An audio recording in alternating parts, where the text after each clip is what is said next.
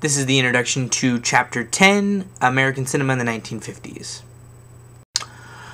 Alright, the 1950s were described as a decade of peace, progress, and prosperity, to quote Dwight Eisenhower. And it actually means bad news for movie theaters. The theater attendance is down significantly due to television development, and by the end of the 1950s, nearly 85% of homes owned a television, and so this significantly impacted theater attendance. So, family movie attendance, with the big groups of families, declined significantly. Youth apparently still went often and maintained movie attendance, and MGM, which is one of the most prosperous studios, even began to lose touch with what was going on in the movie world. They couldn't figure out how to get people to come back to the movie screen. The only movies that were succeeding were the independent films, because they were willing to branch out and try new things, and they succeeded. They were stealing most of the box office revenue, and that was seriously hurting the bigger companies that were unwilling to take these wild risks.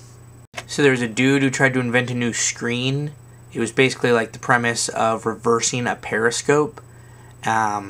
Instead of taking 180 degrees and making it visible just by looking forward, you take what's looking forward and make it super, super huge. Apparently it was way too complicated for the era, or at all, or it didn't make the picture look good, or anyways, it didn't work out. So, the Red Scare. Okay, so apparently the Red Scare really messed with American cinema. The HUAC put either investigated communist propaganda in American movies. So I don't know if it was trying to weed it out or trying to find it so it could use it. It says ironically that they actually put pro-communist propaganda in movies during World War II because they wanted to show support for our Soviet allies. Well, now that World War II is over, we have the Cold War thing going on with Soviet Union, so now we don't want to like them anymore.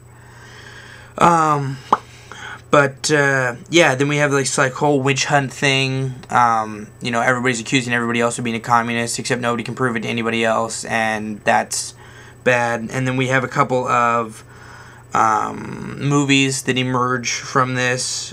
MGM made The Song of Russia, and apparently that was good. So, cool. So there's 10 screenwriters that refused to cooperate with, with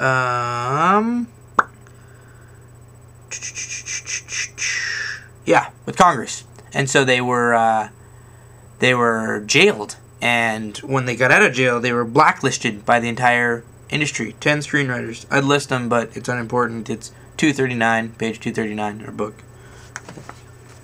This book, if you're interested.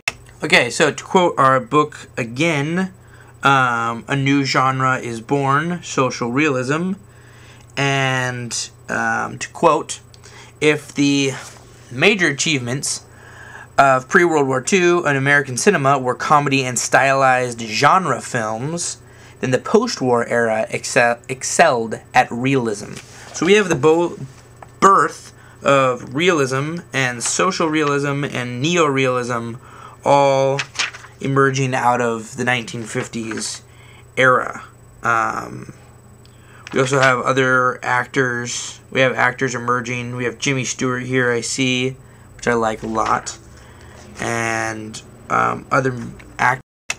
Marilyn Monroe plays in a few movies here in the 50s. Alright, so now we have a director. Yes.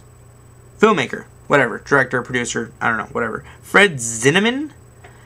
He's one of the most respected post-war American realists.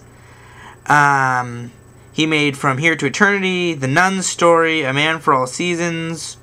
Really good successes. Apparently he used to be a documentarist. He used to make documentaries. And his genre films apparently even did well, like his western High Noon and the thriller The Day of the Jackal. I saw High Noon, had to watch it for IFL, didn't like it. I'll be honest, didn't like it. It dragged on.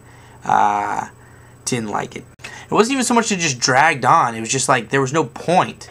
And then like everybody was for him and then everybody was against him. If you haven't seen it, it's got a really good montage in it, like a really good one, and that's why we watched it. But it was rough. It was rough.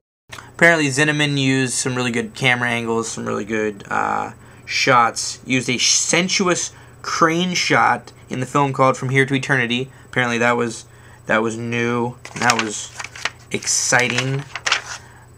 Ooh, we get James Dean emerging in 1950s. Cool dude. Cool dude. Badass. The ladies loved him, is my understanding. A non-Scientologist Tom Cruise, if you will. Oh, we have North by Northwest in 1959 with Cary Grant, directed by Alfred Hitchcock. Love Alfred Hitchcock. Love Cary Grant. Didn't actually get to see North by Northwest, but I will have that on my list now. Psycho, which is widely regarded as the finest achievement and his most complex work. I believe we're talking about Hitchcock here. And it was also his biggest hit, costing $800,000 and grossing over $15 million in its first run. So to gist it, we're basically just talking about a whole bunch of movies that emerged in the 50s. What you really got to take away from the 50s is that the television birthed. There's my thumb.